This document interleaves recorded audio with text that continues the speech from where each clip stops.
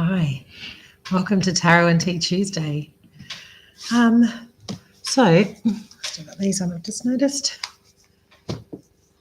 Last week I was in a lot of pain with my back. I just wanted to follow up in case anyone got invested in that. I've had some really great treatment with my osteopath and my osteopath's just around the corner from where I live, Access Osteo. They're a really great team down there. They're young, they're dynamic, they've got clinical Pilates studio, and they're just they're really great to talk to about all the things that could be possibly going on. They're not closed off to the holistic nature of what physical injuries can be, which is really good and important to me. And also seeing an awesome practitioner of Zen Shiatsu massage up in Castlemaine, Harry. Those sessions have been really incredible. I've been doing a lot of like tiger balm, the red tiger balm mixed with the comfrey and rosemary ointment that I make, which you can buy in my shop, which is great for just softening the muscles around my back and allowing blood flow to help with the healing as well. Anyway, it was really full on. I don't know how anyone else has been feeling, but I just feel like there's been almost like a whole lunar cycle of just very intense and big things going on. So if you're in that boat, I hope it didn't give you back pain like it did to me. But if not, I hope you're having a good year anyway. So also, I think for me, I had this realization. Hi, there's a cat talking to us. I had this realization with this back pain that I was thinking it because, okay, so I'm born on a disseminating moon in Capricorn. That was where the moon was when I was born. So just after a full moon, disseminating, and in Capricorn. But I was just thinking about the moon phase and how I really felt this sense of hopefulness after the moon shifted from full to disseminating last week. And I was wondering if that's kind of like a new cycle starting for me, because like a lunar return, I guess, not necessarily because the moon wasn't in Capricorn, but just because of the phase that it was in. Anyway, curious if anyone else has had any thoughts around that or is having a thought around that now that I'm saying it, then let me know what you think. So, tarot and tea. The tea I'm using today is, so I've been having a lot of magnesium recently, and because of my back pain, that's some internal medicine I've been taking, but also I've been craving salty foods. So the other day I had salted cashews, but it was the bottom of the packet. They were really salty, and I just kept eating them because they were, even though it was really salty, they were really delicious too. But what I noticed was I had like this weird feeling in my heart, like I don't know, just a sensation, like a fluttery kind of sensation.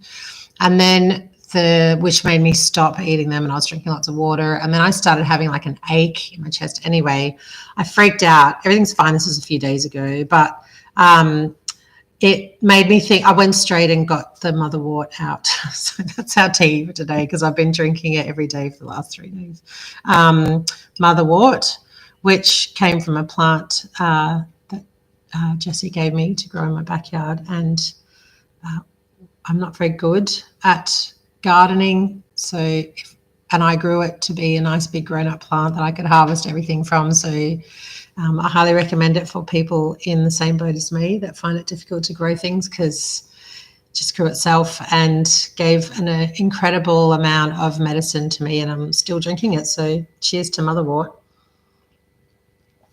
which is actually, like, its botanical name is Leonaris cardiaca. So I just think of it bringing like energy and fire to the heart, giving it a good kick up the bum. But it is, I'm pretty sure it's it's definitely used for the treatment of heart conditions. I don't know specifically which ones off the top of my head, but I also know it is anti-inflammatory and antioxidant as well. So Thanks, Jessie. Thanks, Leonaris Cardiaca. Oh.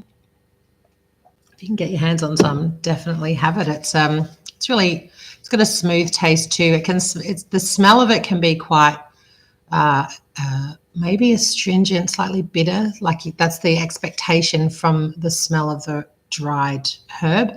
But once it's brewed, I think as long as you don't let it steep for a very long time, like I think I've been letting it steep for about 5 minutes.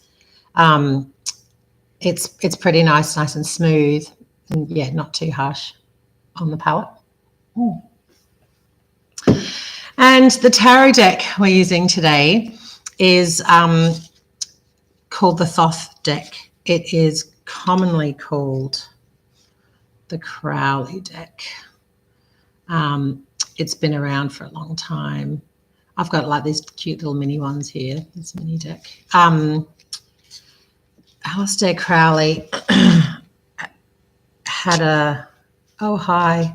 Can I ask a question? Yes, you can. Someone's asking me if they can ask a question. I'm just going to go through the deck and I'll get to questions in a second when we start doing the read. But yeah, so these cards, Aleister Crowley used a lot of, so first of all, the artist is, what's her name? Lady Frida Harris. So she did the oil paintings, but together they worked on these, and the symbolism is very much from the Kabbalah, from astrology, and from numerology. So, and one thing that I have a lot to say. No, I don't have a lot to say about Aleister Crowley, and it's I think been very important in a lot of ways. But if you're into tarot and you like to have some really thorough research around things, you like things to be very clear and following distinctive sets of rules, Aleister Crowley he's very thorough in the way that he represents the symbols. I'm a bit more loose in the way that I work with tarot cards, so I don't use them very often, but I thought I would pull them out today because, like I said, I keep digging through my big my big trunk of tarot cards, and I always think I'm going to go in there and not find anything new, and then something new will pop up. So these did today, and that's what we're using. So let's have a shuffle. We've got a couple of questions today. Let's see. One is from Jessie about clearing fog. Oh yeah, so clarity on future visions, dreams, desires, clarity on looking ahead, looking forward. And Sabrina is asking what is current feelings, looking into current feelings. So got a bit of a heart and mind focus for today.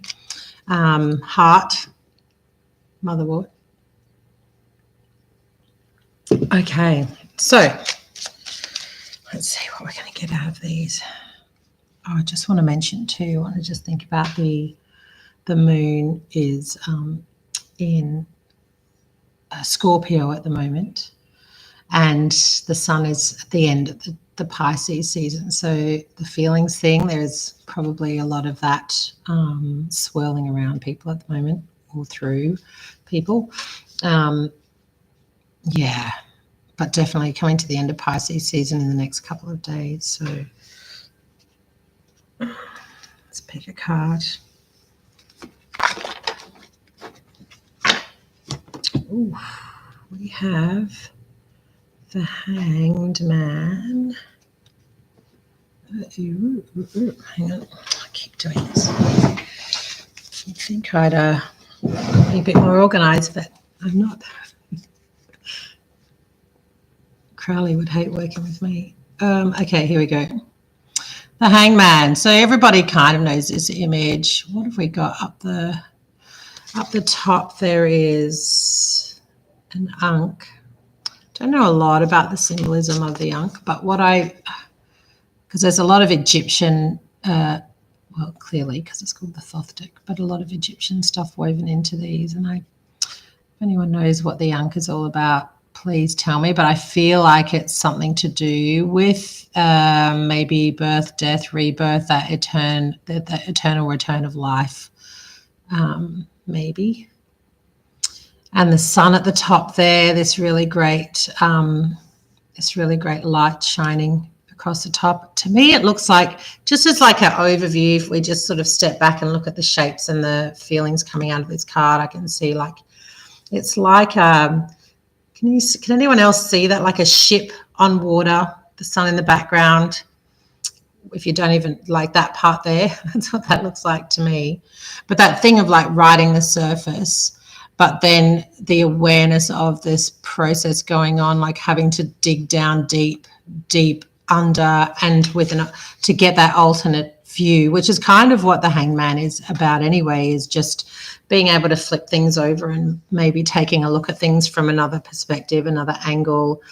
I think too, like I always, whenever I see the Hangman, aside from that thing of like flipping perspectives and trying to see things in an alternate way, another thing I always think of is Odin and Odin's, the story of Odin, of his 9 days hanging upside down from the world tree, as a sacrifice, an intentional process to gain wisdom around the runes. That's how Odin learned about the runes. But this idea, to me, it's like that that pause outside of time. Gosh, I'm really close to the camera. That pause outside of time, that the time that you take outside of whatever's going on the surface, when you sink into, not just into who you are, almost like into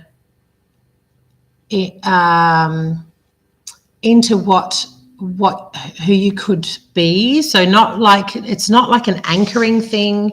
I don't feel like it's anchoring you into who you are, but it's more just like surrendering. That's right. It's like a yielding, kind of like, I'm just going to trust that I can just be here and let everything go, give everything up for a moment, to be exposed and open to whatever could be a possibility out there, whatever could be, hang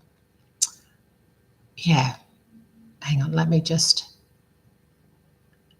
okay, so letting go is, it's almost like, okay, what I'm getting is that there's this feeling of surrendering control over how things should be and allowing what could possibly be to take your attention, to catch your gaze. And instead of looking at it from an upright position, like from that,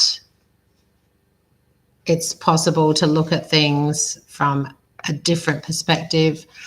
And with Odin, that was his initiation process. That was him initiating into being someone equipped to deal with that amount of information, to deal with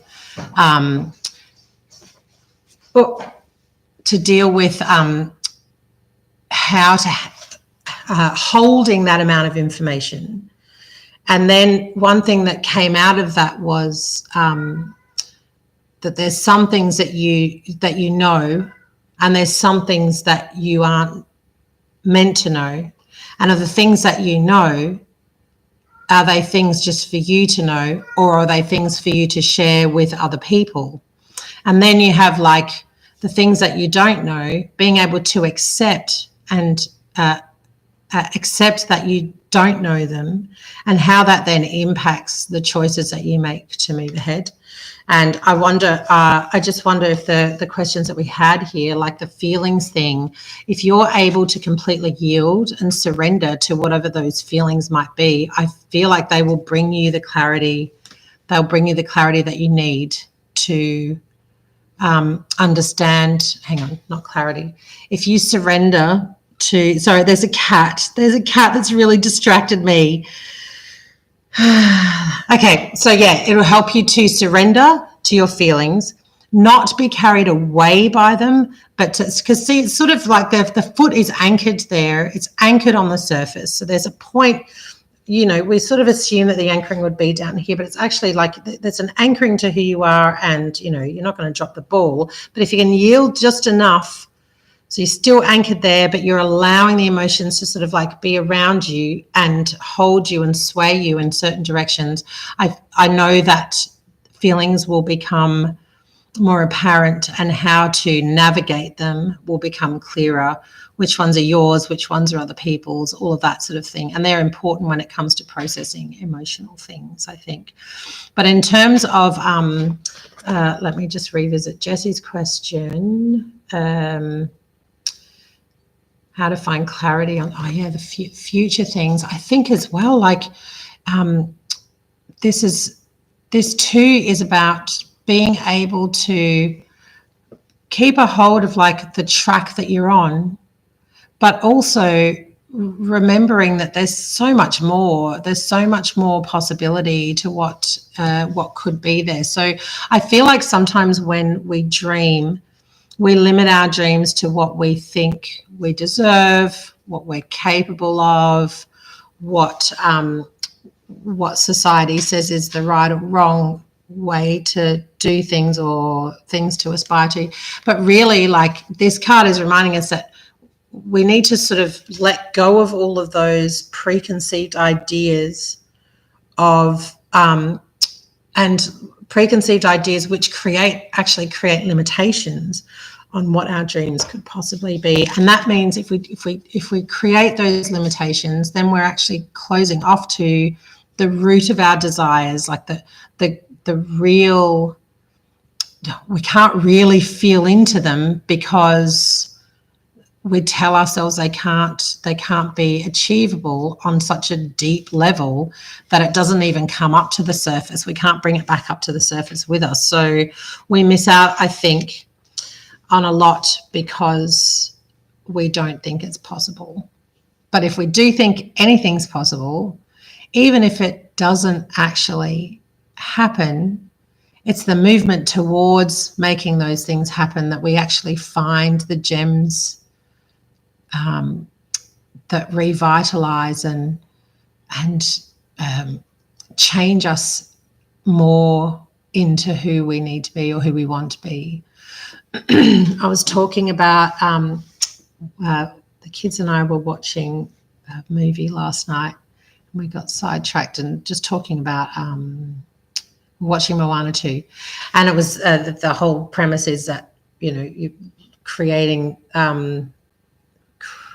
this way to bring people together, peoples from different places together, to save culture and to save their community, whatever. But the thing is that when we were talking about it, we were talking about princess powers, and how one of the things that I didn't even think about, it just came out, was I'd love to just rewild humanity, make us wild again, because I wonder if by removing ourselves from nature and by taking that aspect of wildness from our brains, that has created a real limitation in how we can grow, which means that the nature that's around, our disconnect from the nature that's around us, is then feeding back by creating limits on what is possible. So I feel like there's this negative feedback loop that tells us that, if you have a dream or a desire or a vision to move forward on, but you only see it as something that is like, that saying, it's in your wildest dreams. What would you do if your wildest dreams could come true? But you have to be a bit wild to actually get that ball rolling, and surrendering to that process, flipping everything on its head, allowing things to be let go of, to sacrifice the comfort that the systems that perpetuate our limitations give us, because let's face it, we're all a part of it. So if we can really say, you know, if I want to remove those limitations, then I have to surrender to the depths of what that process is, let go of those, you know, the track that's kind of holding me in place and in place with everybody else. Then if you can do that, then your dreams and desires are going to become really clear, like your own personal, deep, not just personal, but if personal can become natural, if you can